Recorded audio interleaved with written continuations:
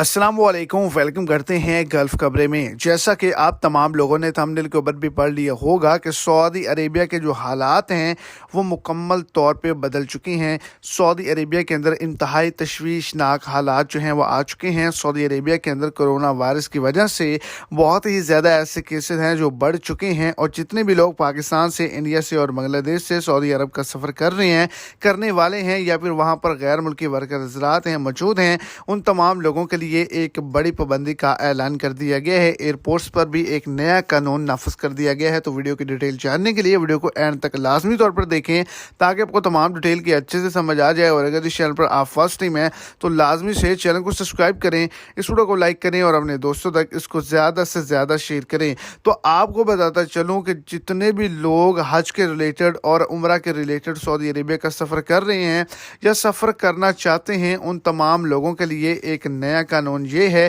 कि अब वो तमाम के तमाम लोग जो हैं वो अपनी कोरोना वायरस की वैक्सीन, हैंड सैनिटाइज, मास्क का लगाना और पीसीआर के टेस्ट रिपोर्ट लाजमी तौर पर लेकर जाएंगे, क्योंकि आज के दिन 3000 नए केसेस आए